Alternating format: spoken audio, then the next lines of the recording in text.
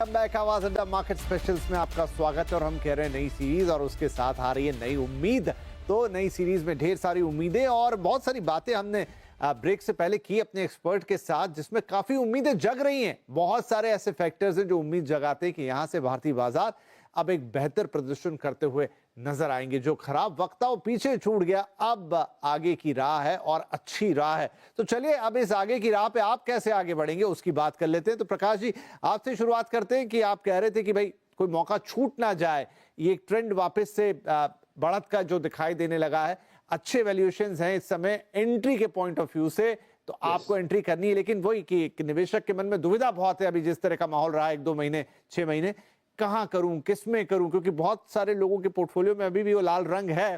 तो कैसे उनको उससे बाहर निकलना है और नई एंट्री लेनी है? इसमें विपिन जी दो चीजें। पहले तो ये जो लाल रंग जहां पे है, अगर वो फंडामेंटली मजबूत चीजें आपने ली है लेकिन मार्केट की पतझड़ की वजह से थोड़ी बहुत वहां पे लाली छाई हुई है, तो वो उसको आप होल्ड करेंगे तो जैसे सब चीज इंप्रूव होगी ये चीजें भी इंप्रूव हो जाएंगी। उसके विरुद्ध अगर आपने कुछ चीजें ऐसी ली हैं जिसमें कोई फंडामेंटल उसका वजूद नहीं है, कोई बेसिस इतना कोई स्ट्रांग नहीं है, आपने किसी के कहने सुनने पे ले ली, उनमें से आपने पहले अगर नहीं निकले तो अभी भी निकलने का मौका है, क्योंकि गलती अगर की है तो आपको निकलना है, चाहे उसको आप एक्सेप्ट करें, आज करें, कल करें, परसों करें। तो ये इवैल्यूएशन जो है ये बहुत ही क्लिनिकली, जिसको हम कहते हैं ना, मतलब एकदम निष्पक्ष उससे होके करना पड़ता है, एकदम अनइमोशनल होके करना पड़ता है। तो वो पहले करना है। उसके बाद जो आपके पास पैसा आज आया है या आने वाला है या आपको कोई और एसेट में आपने रखा हुआ है, उसको एलोकेट आप वैसी कंपनी वैसे सेक्टर्स में करिए जहां पे, अब जैसे पहले इंफ्रास्ट्रक्चर देखिए, हिंदुस्तान में एल&टी को अभी हाल में कुछ दिन पहले, 2-4 दिन पहले, अभी तक का सबसे बड़ा ऑर्डर हाइड्रोकार्बन सेक्टर में से मिला, कतार की कोई एजेंसी का। अब जो क्वालिटी और साइज ऑफ ऑर्डर हमारी कंपनीज कर रही हैं, आप ये देखिए, वाटर, पानी के लेके जो जल जल जीवन निगम वाले जो बिजनेसेस हैं, वहां पे आप ऑर्डर देखिए, टेलीकॉम में देखिए, रेलवेज में देखिए, ऑर्डर तो चल ही रहे हैं। और जैसे जैसे सरकार का केपेक्स गति पकड़ेगा, मुझे लगता है कि आपको इंफ्रास्ट्रक्चर में और उस वजह से सीमेंट में, स्टील में कई जगह इंप्रूवमेंट दिखेगा। तो ये चीजों, इन सेक्टर्स में से आपको बहुत सारी चॉइस है। आप valuation, corporate governance quality, earnings quality, ये सब का आकलन करके इनमें फोकस करिए। तो मैं ये हमेशा ही समझा रहा हूँ कि जो चीज ट्रम्प साहब के टैरिफ से इम्पैक्ट हो सकती है, हमारे यहाँ रोड बनना या टेलीकॉम टावर बनना या रेलवे में इंप्रूवमेंट होना, पावर का इंफ्रास्ट्रक्चर बढ़ना, उसमें तो कोई ट्रम्प साहब का कोई लेना देना है नहीं। तो ये सब चीजें हमारे पास है जो बहुत सारे देशों के पास नहीं है, यूरोप के पास नहीं है, काफी एशियन देशों के पास नहीं है, मेक्सिको के पास नहीं है। हमारे यहाँ तो सब कुछ डोमेस्टिक अपॉर्चुनिटीज से रिलेटेड ही है। और जैसे मैंने कहा था, एक सेक्टर जो मुझे लग रहा है कि एक इंप्रूवमेंट का दौर जो शुरू हुआ है या होगा, वो है बैंकिंग। बैंकिंग में एक एक बहुत इमेज और दिख भी रहा है। पिछले एक हफ्ते में अगर बैंक निफ्टी की परफॉर्मेंस देखी, वो क्या बता रहा है कि बैंकों में पैसा आना शुरू हुआ है। एफआईएस की जो वापसी हुई है थोड़ी बहुत जो पिछले हफ्ते में, उसमें काफी हद तक बैंक्स में एलोकेशन हुआ है, ये अनुमान लग रहा है।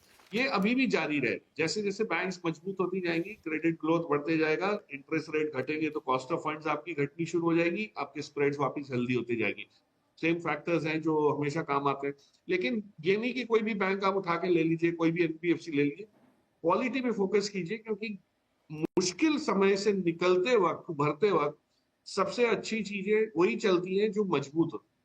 एक बार सारी सिचुएशन चेंज हो गई, जब सब्जेक्ट इजी हो जाएगा तो क्लास में सब लोग पास हो जाएंगे, लेकिन कठिन सब्जेक्ट है जब, उस दिन की परीक्षा में सिर्फ कुछ लोग ही पास होते हैं। तो उनके ऊपर फोकस कीजिए, ये नहीं कि कुछ भी लेके बैठ जाए। तो थोड़ा सिलेक्टिवली अगर काम करेंगे तो बैंकिंग, जैसे मैंने पहले कहा, पेपर, शुगर, इंफ्रास्ट्रक्चर, कई हद तक कई कई जगहों पे, फार्मा में सिलेक्टिव बेसिस पे, नॉट एवरीथिंग, बट सीडीएमओ वाली जो सेगमेंट है, फार्मा में बहुत बड़ा इंप्रूवमेंट एक दिखता है ग्लोबलाइजेशन के साथ साथ। सो सेक्टर तो बहुत सारे हैं, बट मैं बता रहा हूँ कि जो जो जो आपको जो मेथोडोलॉजी अपनानी है, जो रीति अपनानी है, उस पर फोकस कीजिए, ना कि सिर्फ पर्टिकुलर नामों। ओके, ठीक है। सुनील साहब, एक ट्रेंड जो अभी दिखाई दिया जब मार्केट ने एक रिकवरी दिखाई, वो ये कि जो क्वालिटी शेयर्स हैं गिरते हैं खराब समय में तो वापस बाउंस बैक भी कर जाते हैं। काफी मिड और स्मॉल कैप शेयर्स पे थोड़ा संशय रहता है हमेशा कि पता नहीं अब ये गिरावट की आंधी में गिर गए लेकिन उठेंगे कि नहीं। लेकिन इस पर्टिकुलर दोनों सेक्टर्स ने जब रिकवरी आई तो एक अच्छा मूव दिखाया, अच्छी रिकवरी। कुछ कुछ तो मैं पढ़ रहा था 60% तक वापस चढ़ गए। इस चीज को कैसे समझें? ये क्लियर है कि डोमेस्टिक फंड मैनेजर्स जो डीआईएस में हैं, उनकी थॉट प्रोसेस मोमेंटम और वैल्यू से क्वालिटी की ओर शिफ्ट हो गई है। सो क्लियरली वो हर कंपनी के पीछे क्वालिटी, जो क्वालिटी कंपनी है उन्हीं को ढूंढ रहे हैं। उनको मोमेंटम और वैल्यू दोनों से आज हट के रह रहे हैं, उधर प्रॉफिट बुकिंग चल रहा है। Okay, number 1। नंबर 2, क्वालिटी का डेफिनेशन क्या होता है? ऐसा नहीं है कि सिक्लिकल कंपनी क्वालिटी नहीं होती है। क्वालिटी होती है कि जो प्रेडिक्ट होता है वो डिलीवर होता है कि नहीं, राइट? तो सिक्लिकल कंपनी में एक डाउनटर्न आता है तो डाउनटर्न आता है, अपटर्न आता है तो अपटर्न, तो उस टाइम में करेक्ट आना चाहिए। तो ये बात है कि आज जैसे कहा उन्होंने कि इंफ्रास्ट्रक्चर सेगमेंट, ये सेगमेंट में अब जहां पे लोगों ने बेचा है, रिटेल ट्रेडर्स ने जाके बेचा है ना, वहां पे सभी जगह आपको करेक्शन हुआ है। मगर आज उठेंगे जो जो क्वालिटी में दिखते हैं, उनकी सर्टेनिटी ऑफ एक फ्यूचर आउटलुक दिख रही है। तो एक ही फिल्टर है क्वालिटी का, कुछ और नहीं है। तो डोमेस्टिक फंड मैनेजर्स ही आपको ब्रॉडर मार्केट को ड्राइव करेंगे, राइट?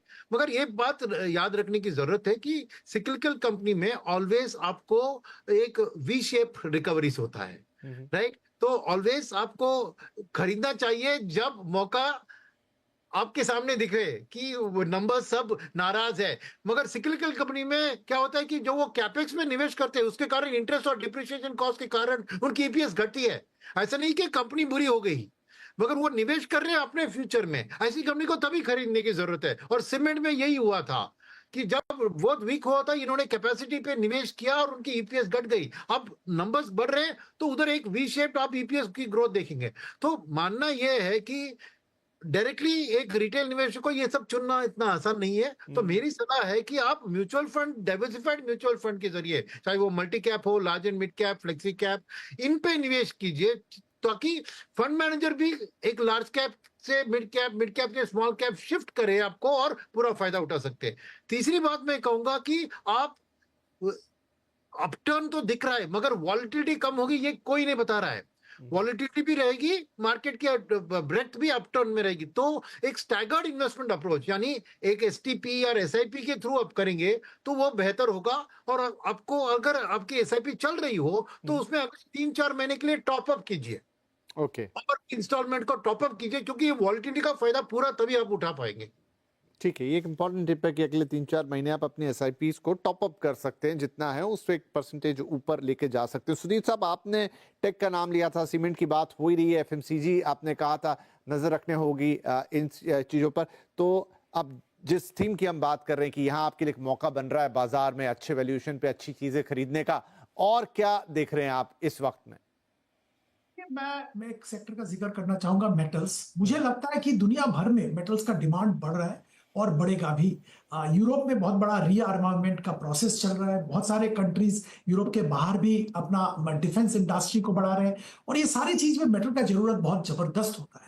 और इसके साथ साथ ग्लोबली चाइना में भी एक इकोनॉमी को बढ़ावा देने के लिए लॉट ऑफ इंसेंटिव्स दे रहे हैं। इससे भी मेटल्स का डिमांड बढ़ेगा, ये उम्मीद है। तो मेटल्स के लिए अगला 2-3 साल मैं बहुत अच्छा देख रहा हूँ। ये मैं नहीं कह रहा हूँ कि वोलेटिलिटी नहीं रहेगा, मेटल्स में हमेशा वोलेटिलिटी रहता है, पर ओवरऑल अगर आप 2-3 साल की बात करें तो मेटल्स मुझे बहुत अच्छा लग रहा है। इंडिया के जैसे मैं एग्जाम्पल के तौर पर बता रहा हूँ, ये टाटा स्टील का प्रॉब्लम क्या था? टाटा स्टील यूरोप में बहुत प्रॉब्लम्स थे, बहुत बड़ा समस्या वहां पे था। उनका डिमांड कम था, प्रॉफिटेबिलिटी नहीं था, और वो ओवरऑल टाटा स्टील का परफॉर्मेंस को ड्रैग डाउन करता था। अब यूरोप में इतना तगड़ा डिमांड आने वाला है कि टाटा स्टील यूरोप का परफॉर्मेंस इंप्रूव हो जाएगा सिग्निफिकेंटली। तो ओवरऑल टाटा स्टील का परफॉर्मेंस भी सिग्निफिकेंटली इंप्रूव होने की संभावना रहेगी। वेदांता की बात करें तो देखिए सारे मेटल्स में उनका प्रेजेंस है। जो डीमर्जर हो रहा है वो एक वैल्यू अनलॉकिंग का बहुत बड़ा अपॉर्चुनिटी है। तो ऐसे बहुत सारे अपॉर्चुनिटीज मेटल सेगमेंट में मुझे दिख रहे हैं, वो वहां पे जरूर ध्यान देना चाहिए। इसके अलावा मुझे ये लगता है कि डिफेंस, पर्टिकुलरली डिफेंस इलेक्ट्रॉनिक्स पे ध्यान देना चाहिए। यहाँ पे बहुत अच्छा अपॉर्चुनिटी बन रहा है और ये लॉन्ग टर्म अपॉर्चुनिटी है। डिफेंस इलेक्ट्रॉनिक्स एक डिफेंस का ऐसा सेगमेंट है जो कि एयरफोर्स, आर्मी, नेवी तीनों को केटर करता है। दुनिया भर में सब्जेक्ट टू गवर्नमेंट परमिशन ये लोग अपना बिजनेस बढ़ा पाएंगे और डिमांड भी जबरदस्त आएगा। इसके साथ साथ बहुत सारे जो एडजेसेंसीज है, जैसे मेट्रो रेल का नेटवर्क में, वहां पे ये बहुत इलेक्ट्रॉनिक्स का इस्तेमाल होता है, जो कि डिफेंस इलेक्ट्रॉनिक्स कंपनी प्रोवाइड करते हैं। तो ये सारा जो संकेत है, ये डिफेंस इलेक्ट्रॉनिक्स की तरफ इशारा कर रहे हैं। तीसरा मैं कहूंगा डिफेंस का ही, शिप बिल्डिंग। ये एक बहुत बड़ी दुनिया भर में समस्या है, पर्टिकुलरली यूएस का ship building capacity significantly depleted है, और जो यूएस एडमिनिस्ट्रेशन है ये शिप बिल्डिंग कैपेसिटी बढ़ाना चाहते हैं, और इसको बढ़ाने के लिए इनको इंडिया जैसे कंट्रीज का शिपयार्ड का इस्तेमाल करना, पार्टनरशिप करना बहुत जरूरी होगा।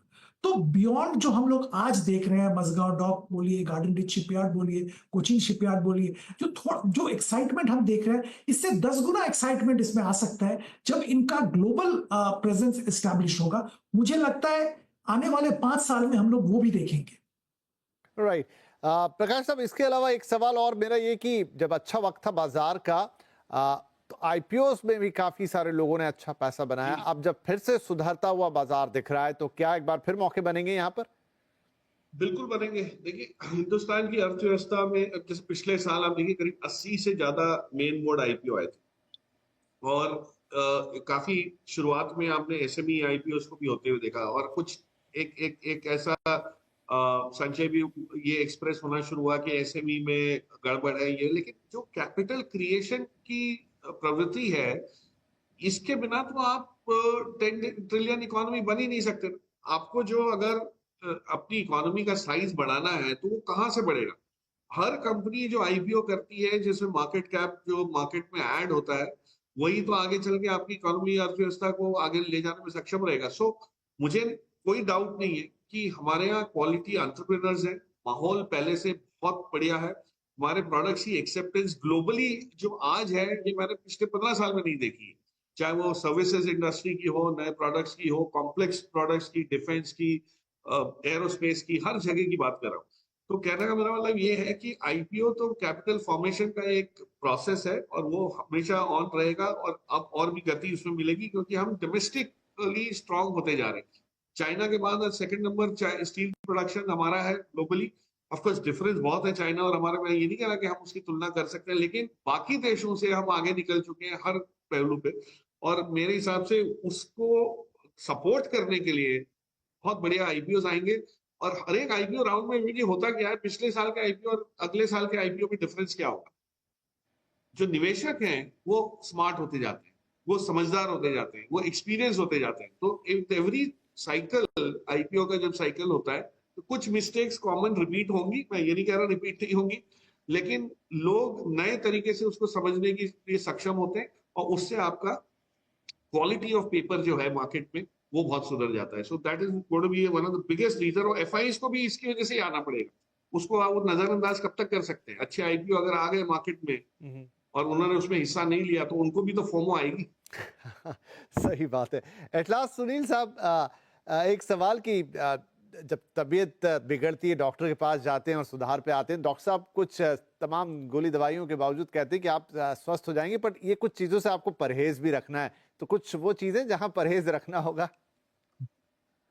नहीं, उससे पहले मैं एक दो बात बताना चाह रहा हूँ। एक है कि एफआई की क्वेश्चन आपने मुझसे पूछा नहीं, तो उसमें मैं जोड़ना चाहता हूँ कि ये जो रिसेंटली सेबी ने 25,000 से 50,000 नॉन डिस्क्लोजर का ये अनाउंस किया है, वो बहुत बड़ी चीज है। क्योंकि क्या है कि वो इंडिया में स्टॉक मार्केट में अगर 25,000 करोड़ निवेश किया, उससे ऊपर किया, तो आपको पूरी डिटेल, कौन है आप, क्या है आपके ओनर, बेनिफिशियल ओनर, ये सब बताना था। तो लोगों को ये बताने से कोई नापसंद चीज है ये, क्योंकि वो अपने सीक्रेट अपने पास रखने चाहते हैं। तो बहुत सारे एफआईआईज आपको 20,000 करोड़ के लेवल पे ही निवेश करते थे, और जैसे ही मार्केट में 2-3% का बढ़त हुआ तो वो उसको निकाल देते थे। अब उसको दुगना हो गया, तो आप समझिए कि कितने एफआईआईज अपने इन्वेस्टमेंट को डबल कर सकते हैं। तो ये एफआईआईज की ओर से बहुत बड़ी पॉजिटिव स्टेप सेबी ने अनाउंस किया है, जिसका फ्यूचर में मैं एफआईआईज का और भी ज्यादा रुझान देख रहा हूं। दूसरी बात की अभी अभी खबर आई मुझको आपकी के चैनल से कि अभी कैबिनेट में फ्रंट लोडिंग ऑफ कैपेक्स की बात कर रहा था, तो 23,000 करोड़ इलेक्ट्रॉनिक मैन्युफैक्चरिंग में सेमीकंडक्टर की पैसिव कंपोनेंट्स के लिए गवर्नमेंट ने अनाउंस किया है, जिससे 90,000 नौकरियां निकलेंगी और करीबन 4.5 लाख करोड़ का प्रोडक्शन होगा। अभी अभी कैबिनेट ने अप्रूव किया है, वो अच्छी खबर है। आप मुझसे बुरी खबर की बात को पूछ रहे थे कि किससे मैंने तो कहा कि क्या कोई चीज से परहेज रखना चाहिए, लेकिन चलिए इंपॉर्टेंट यही है, वो बात तो शुरू में हमने कह ली कि आप अगर अच्छी ही चीजें कंज्यूम करेंगे, क्वालिटी स्टॉक्स में जाएंगे, क्वालिटी सेक्टर्स की तरफ देखेंगे और थोड़ा समझेंगे, थोड़ा सा, ज्यादा कुछ नहीं करना है, थोड़ा सा बस नजर रखनी, कान खुले रखने, ये सारी बातें जो हमारे एक्सपर्ट्स बता रहे हैं इनको सुनना है और कोई बहुत बड़ी साइंस यहाँ आपको नहीं लगानी है और फिर खुद ब खुद आप देखेंगे चीजें सही होती जाएगी। बाजार ने शायद अपनी दिशा पकड़ ली है, सारे फैक्टर्स, ग्लोबल फैक्टर चलिए कुछ अनसर्टेनिटी लेके आएंगे, लेकिन जो हमारे इंटरनल फैक्टर्स हैं वो सारे पॉजिटिव साइड पे खड़े दिखाई दे रहे हैं। हम चाहेंगे, यही दुआ यही करेंगे कि वो सब बस उसी हिसाब से आगे बढ़ते चले और आपको इस मौके का फायदा उठाना है। कैसे आप उठा सकते हैं वो हमारे एक्सपर्ट ने आपको बता दिया, क्योंकि समय समाप्त हो गया, इसलिए मैं आप सभी मेहमानों का धन्यवाद करना चाहूंगा और शुभकामनाएं आप सभी को। बहुत बहुत धन्यवाद और शुभकामनाएं हमारे सभी निवेशकों को कि आप हमारे इन महानुभावों की राय पे चलिए, अच्छी चीजें कीजिए, गलतियों से बचिए और आपको स्टॉक मार्केट में कभी कोई प्रॉब्लम नहीं होगी। नमस्कार।